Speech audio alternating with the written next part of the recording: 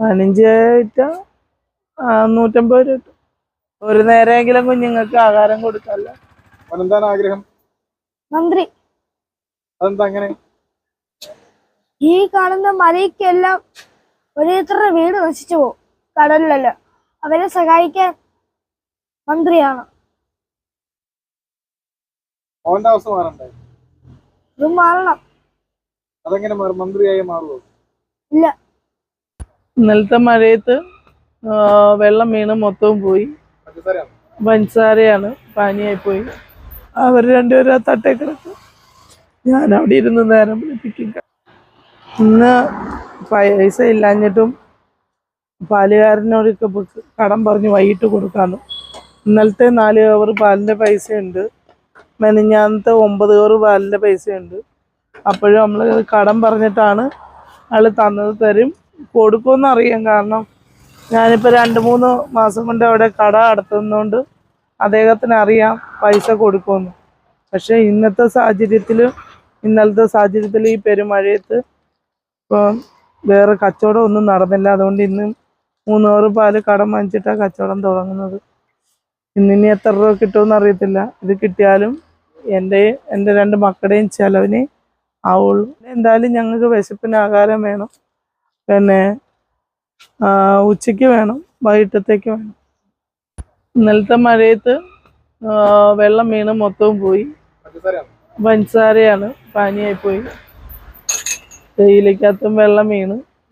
പിന്നെന്താ ചെയ്യുക? കട ഒന്ന് പോയി പഞ്ചാര കടം വാങ്ങിച്ചിട്ട് വന്നു. ഒരു കവറിൽ നല്ല ചായ ആണെങ്കിൽ 5 ചായ എടുക്കും. 15 ചായ വിറ്റാല് 15 ചായ വിറ്റാ 150 രൂപ കിട്ടും. 150 രൂപ കൊണ്ട് ചെയ്യാൻ പറ്റും. രാവിലത്തെ ഒരു നേരമെങ്കിലും കുഞ്ഞുങ്ങൾക്ക് ആഹാരം കൊടുക്കാമല്ലോ.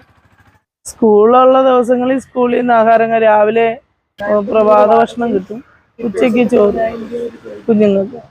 പിന്നെ വൈകിട്ടത്തെ കാര്യം മാത്രമാണ് ഈ 3 കവർ പാലിനകത്തിൽ.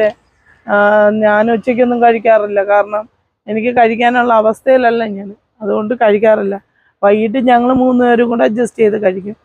പിന്നെ സ്കൂളില്ലാത്ത ദിവസം, ഇന്ന് ശനിയാഴ്ചയാണ്, നാളെ ഞായറാഴ്ചയാണ്. ഈ 2 ദിവസത്തെ ബുദ്ധിമുട്ട് വളരെ ദയനീയമാണ്. മഴ പെയ്യുമ്പോൾ ഇതിനകത്ത് ഇന്നലെ രാവിലെ മെനഞ്ഞാന്ന് രാത്രി ഫുള്ള് മഴയത്ത് കടയെല്ലാം ഇടിഞ്ഞ് താന്ന് വീണായിരുന്നു. പിന്നെ ഞാനൊരു അണ്ണനെ ജോലിക്കായിട്ട് വിളിച്ച് ഇത് ഇന്ന് കെട്ടിത്തരാൻ. ഒന്നും അറിയില്ല,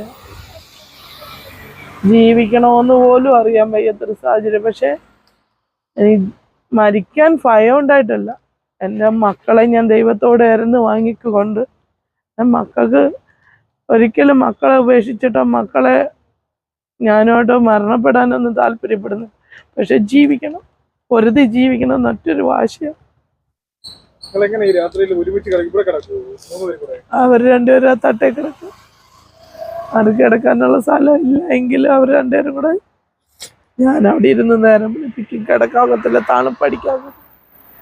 ഈ കിഡ്നിക്ക് പ്രശ്നമുണ്ട്, ഇവിടെ ഇങ്ങനെ മേപ്പോട്ട് വേദനയാണ്, അധികം തണുപ്പടിക്കും.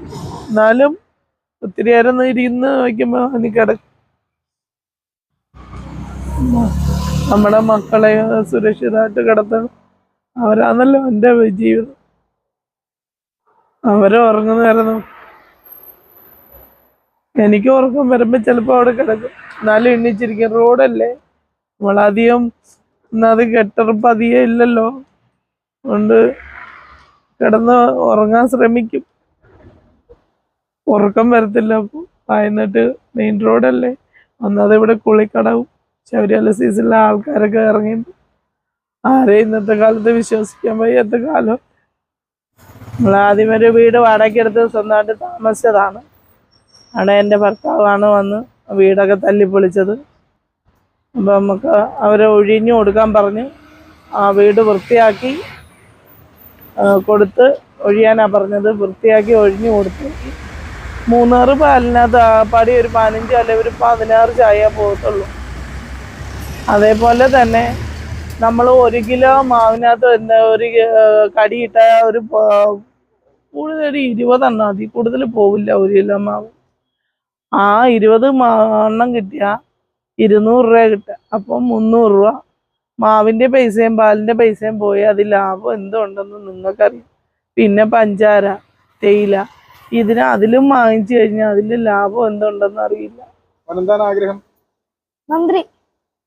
അതെന്താ അങ്ങനെ? ഈ കാണുന്ന മലയ്ക്കെല്ലാം ഓരോരുത്തരുടെ വീട് നശിച്ചു പോകും കടലിലല്ല. അവരെ സഹായിക്കാൻ മന്ത്രിയാണ്. അവന്റെ അവസ്ഥ മാറണ്ടേ? ഇത് മാറണം. അതെങ്ങനെ മാറും? മന്ത്രിയായി മാറുമോ? ഇല്ല. അമ്മയെ സഹായിക്കണ്ടേ? ഇങ്ങനൊക്കെ ദുരിതം മാറ്റണ്ടേ? ഉം. വീട് വേണ്ടേ? വേണം. അതിനെന്ത് ചെയ്യും? അതിന് ഞങ്ങൾ ഒന്നും ചെയ്യാൻ പറ്റത്തില്ല.